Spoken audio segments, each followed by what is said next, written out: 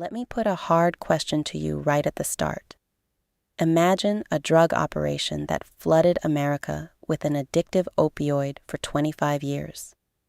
Imagine that the product it sold helped trigger an epidemic that has killed more than 800,000 Americans, more than every U.S. combat death in every war since World War I combined. Now imagine that when the law finally caught up with the people who ran it, not one of them spent a single night in prison. They paid a fine, they kept billions, and they walked. If I told you that operation was a Mexican cartel, you would call it the crime of the century, and you'd expect its bosses hunted to the ends of the earth. But it wasn't a cartel. It was a family-owned pharmaceutical company in Connecticut, run by one of the richest, most respectable families in America, a family whose name, until recently, was carved into the walls of the world's great museums. The company was Purdue Pharma. The drug was OxyContin. The family was the Sacklers. And I want to make an argument to you tonight, carefully and honestly, that what they built was, in its mechanics and its body count, one of the most successful drug trafficking operations in human history, and that the only real difference between them and a cartel is that they did it with a license, a sales force, and a legal team, and so they got away with it. Let me show you exactly how the comparison holds, and just as important, exactly where it breaks, because where it breaks is the most damning part of the whole story. To understand the scheme, you have to start before OxyContin even existed, with a man named Arthur Sackler. Arthur was the eldest of 3 brothers, all doctors, all sons of Jewish immigrants in Brooklyn. And Arthur was a genius, not a medical genius, a marketing genius. In the mid-20th century, he essentially invented the modern pharmaceutical advertising machine. His masterpiece was the way he marketed the tranquilizer Valium for the drug company Roche, turning it into the first $100 million drug and one of the most prescribed medications in the world. And the core of Arthur Sackler's method, the thing he understood before anyone else, was this: you don't sell the drug to the patient. You sell it to the doctor. You cultivate physicians. You flood them with friendly sales reps. You fund the studies. You shape the medical literature. You make the prescription feel like science. Sell the doctor, and the doctor sells the patient for you with the full authority of medicine behind it. That insight made the Sacklers rich, and it is the genetic code of everything that came later. Now, I have to be fair and precise here, because the Sacklers themselves have hidden behind this distinction. Arthur Sackler died in 1987, 9 years before OxyContin was ever sold. His branch of the family sold their share of the brothers' small pharmaceutical company, Purdue, long before the opioid. So Arthur's descendants will tell you accurately that Arthur never touched OxyContin. Fine. But the method was his, and the company that deployed it was the one his brothers Raymond and Mortimer built. It is Raymond's and Mortimer's children and grandchildren, the OxyContin Sacklers, who ran Purdue through the years that matter, and who made the fortune we're going to talk about. So when I say the Sacklers, from here on, that's who I mean. By the 1990s, Purdue had a problem and an opportunity. Its main moneymaker, a morphine pill called MS-Contin, was about to lose its patent. The company needed a new blockbuster, and it had a technology, a time-release coating that let a pill dissolve slowly over 12 hours. They took that coating and they wrapped it around oxycodone, a powerful opioid, chemically a close cousin of heroin, both of them descendants of the opium poppy. In 1995, the FDA approved it. In 1996, they launched it. They called it OxyContin. And here is where the operation truly begins, with a lie. The genuine innovation of OxyContin, the time-release coating, was turned into a marketing weapon. Purdue's pitch was that because the drug released slowly over 12 hours, it produced less of a euphoric rush and was therefore less prone to abuse and addiction than other opioids. From this, they manufactured a claim that they drilled into their sales force and, through them, into doctors across America, that the risk of addiction from OxyContin was less than 1%. Less than 1%. It was not true. It was never supported by real evidence. It was, the Department of Justice would later establish, a deliberate deception. They were selling one of the most addictive substances known to medicine and telling the country it was practically safe. And they got the government's own seal on the lie. The original FDA label for OxyContin included a remarkable line stating that the delayed absorption is believed to reduce the abuse liability of a drug, a government label vouching for the safety pitch. The FDA medical examiner who approved that label, a man named Curtis Wright, left the agency not long after, and within a couple of years went to work for Purdue Pharma. If a cartel had a customs official wave its shipments through and then put him on the payroll, we'd call that corruption. In the pharmaceutical world, we call it the revolving door, and it's perfectly legal. So now Purdue had its product and its cover story. What it needed was distribution. And this is where the parallel to a trafficking organization stops being a metaphor and starts being a near mirror image. A cartel's genius is in its distribution network, knowing exactly where the demand is, who the volume buyers are, and how to push product to them. Purdue built exactly that, in a suit. The company assembled an army of sales representatives, detailers, and it armed them with something a cartel could only dream of: data. Purdue bought prescription data that let it see, doctor by doctor, who in America was already writing the most opioid prescriptions. They used it to identify their highest volume targets, and inside the company, the biggest prescribers were reportedly referred to in terms a drug dealer would recognize: the whales. The sales force was sent to court those doctors relentlessly, with free lunches, with speaking fees, with all expenses paid conferences at resorts, with a coupon program for free initial prescriptions, the first taste on the house. Reps earned enormous bonuses tied to how much OxyContin their territory moved. They were, functionally, a sales incentivized distribution network pushing maximum volume of an addictive opioid into the communities that were already most vulnerable to it. And a whole ecosystem grew up around the supply: pill mills, cash-only pain clinics that existed to write OxyContin scripts by the thousand, the legal equivalent of an open-air drug market fed by Purdue's product. Now, I want to be honest about a place the cartel analogy could mislead you, because being hard-nosed means being accurate. A cartel mostly serves an existing demand. What makes Purdue arguably worse is that it didn't just serve demand, it manufactured it. It went out and convinced the medical establishment that millions of people who were not being treated for pain should be with opioids long-term, and that doing so was safe and compassionate. It medicalized and normalized a drug that had been used cautiously for a century, and it created, out of the prescription pad, a vast new population of opioid-dependent Americans who had never sought out a high in their lives. They started in a doctor's office. That is not a cartel harvesting a field. That is a company planting the field. And they knew. This is the part that removes any doubt about intent.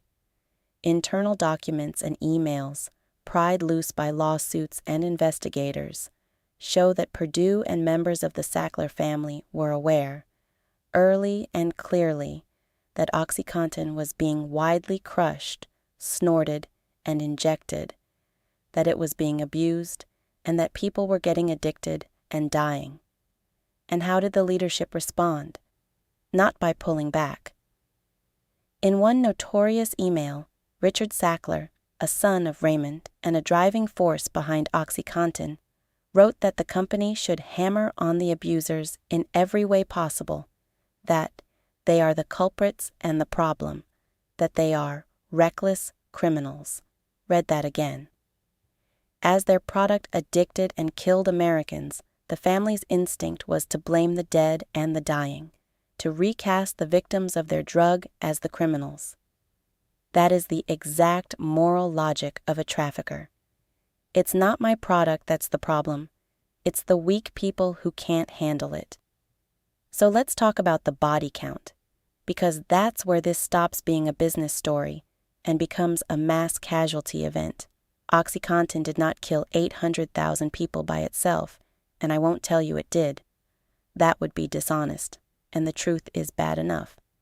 What OxyContin did was light the fuse. It seeded a generation of opioid dependence.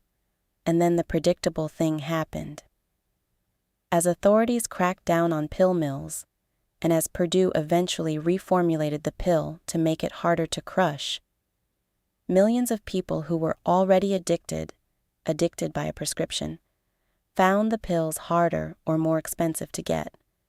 So they did what addicted people do. They switched to something cheaper and stronger and available on the street: heroin. And then, when the cartels flooded that market with cheap synthetic fentanyl, they switched to that, and fentanyl is killing people now at a scale that dwarfs everything before it. From 1999 to 2023, roughly 806,000 Americans died of opioid overdoses. Over 1 million have died of drug overdoses overall. That is the pipeline. The prescription pad to the pill mill, to the heroin needle, to the fentanyl that finishes the job. And Purdue built the front end of it. The legal company created the customer base that the illegal cartels then inherited and monetized. They were, in the most literal sense, business partners across a supply chain. Purdue manufactured the addiction, and the cartels collected on it once the prescriptions ran out. Now follow the money, because the money is where the Sacklers reveal themselves most clearly as something other than a normal, errant corporation. OxyContin made Purdue and the Sacklers staggeringly rich. The drug generated something on the order of $35 billion in revenue over its life. The family became one of the wealthiest in America, at one point reckoned richer than the Rockefellers. And here's the cartel move, the one that should end any debate about what they understood themselves to be doing. As the lawsuits mounted, as the reckoning loomed, the Sacklers began pulling money out of Purdue and moving it to safety. Investigations found that between 2008 and 2018, exactly the years the crisis was exploding and the legal threat was rising, the family withdrew more than $10 billion from the company. Much of it was routed into offshore accounts and family trusts, beyond the easy reach of American courts and creditors. Think about what that is. That is asset shielding ahead of a reckoning. That is moving the proceeds somewhere the law can't grab them while the bodies pile up. Strip away the trust structures and the offshore lawyers, and the behavior is indistinguishable from a kingpin laundering and hiding his profits before the indictment lands. And then there's the detail that I think is the darkest of all, the one that a cartel accountant would have to tip his hat to. As the opioid crisis became undeniable, the Sacklers and Purdue quietly explored a plan, internally codenamed Project Tango, to get into the business of treating opioid addiction. They looked at selling the antidote, medications like buprenorphine and the overdose reversal drug naloxone. The reasoning, laid out in their own documents, was that addiction was a growing market, and Purdue could become an end-to-end provider. Sit with that. The plan was to profit from creating the addiction and then profit again from treating it. Sell the disease, then sell the cure. There is a word for selling someone the poison and the antidote both, and it is not pharmaceutical company. It is racket. So with all of that, the manufactured demand, the data-targeted distribution, the known body count, the offshored billions, the plan to monetize the cure, you would expect the hammer of the state to come down like the wrath of God. Here is what actually happened. And this is where my comparison to a cartel finally collapses, not because Purdue was less guilty, but because Purdue was treated infinitely more gently. The first reckoning came in 2007. Purdue and 3 top executives pleaded guilty to federal charges of misbranding OxyContin, of misleading the public about its addictiveness. The penalty was about $600 million. At the time, one of the largest pharmaceutical settlements in history. It sounds big. But OxyContin was by then bringing in more than $1 billion a year.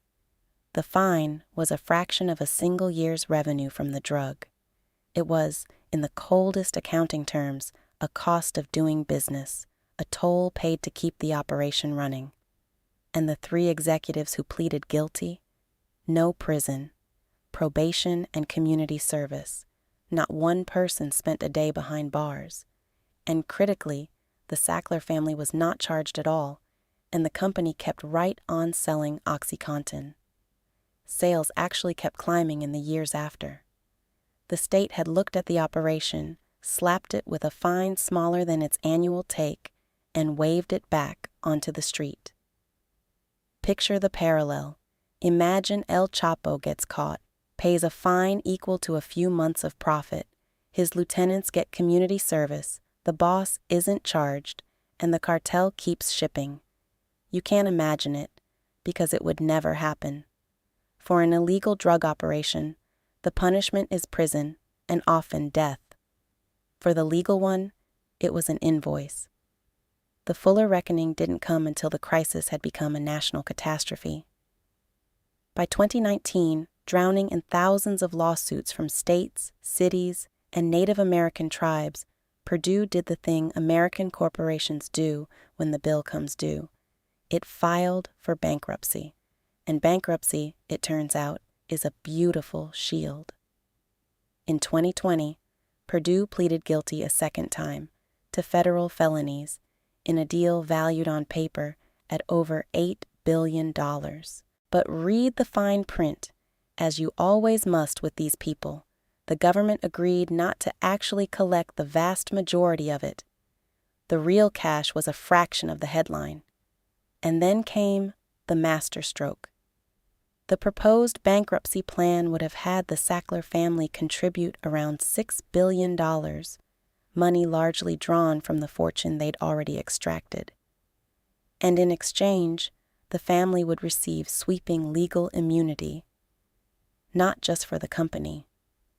For the Sacklers personally, they would be permanently shielded from all current and future civil lawsuits over the opioid crisis, forever, without ever themselves declaring bankruptcy, without ever facing a jury, without admitting personal wrongdoing. They would buy their way out of accountability with a slice of the profits and keep the rest and keep their freedom. For a while, it looked like they'd pull it off. Lower courts approved it, and then, in June of 2024, the Supreme Court of the United States stepped in. In a case called Harrington versus Purdue Pharma, the court ruled 5-4 that the bankruptcy system does not have the power to grant that kind of immunity to the Sacklers, that you cannot use a company's bankruptcy to extinguish lawsuits against people who never went bankrupt themselves. The deal was struck down. For one moment, it seemed the family might finally be exposed to the full force of the law. But don't get your hopes up, because here's how it actually resolved. The parties went back to the table, and in 2025, they reached a new settlement, about $7.4 billion, more than the deal the court had rejected. It was called the largest settlement ever reached with individuals responsible for the opioid crisis. And in 2026, Purdue Pharma was finally dissolved, its remains to be reorganized into a so-called public benefit company meant to funnel money toward fighting the epidemic. On paper, a victory. Now let me tell you what that victory actually means for the Sacklers, because this is the bottom line of the entire story.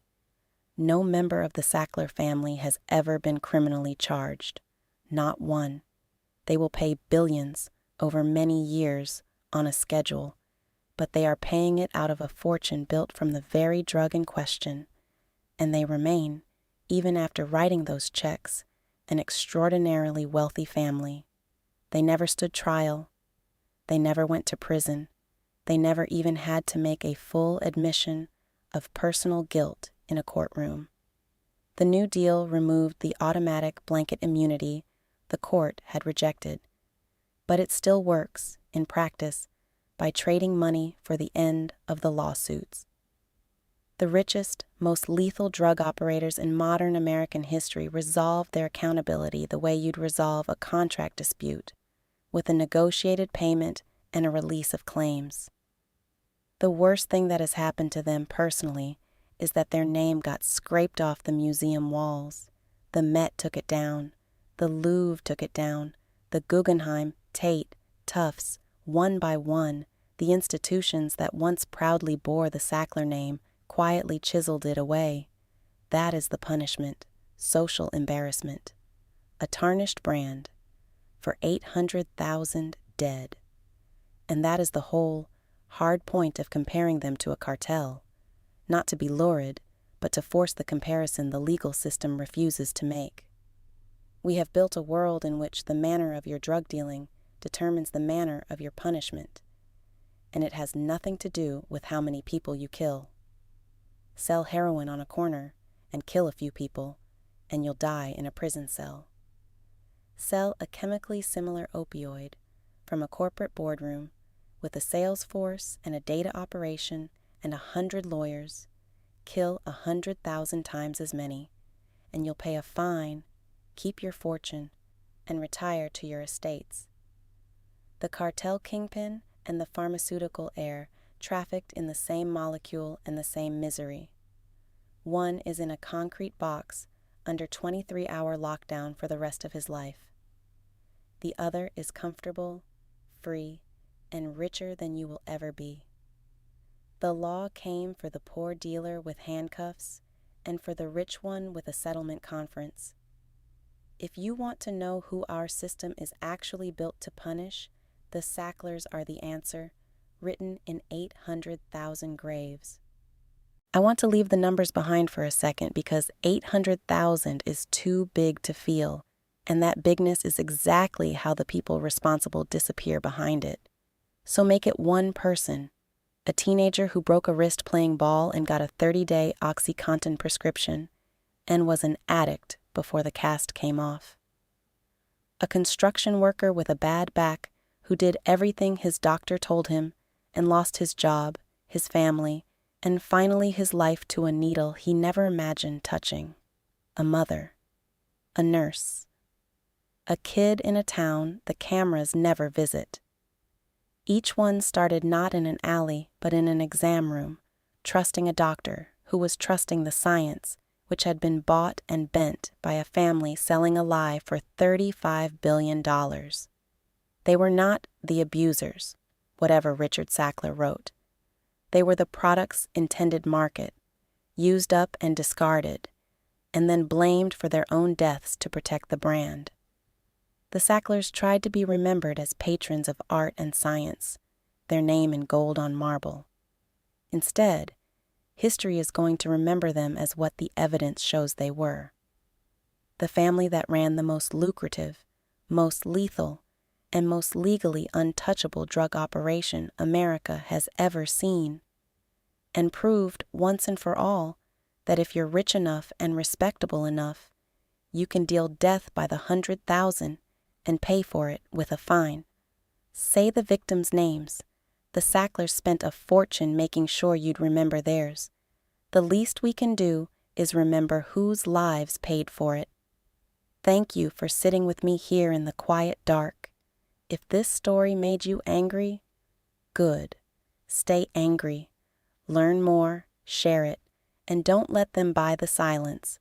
Leave a like, subscribe, and I'll see you for the next one.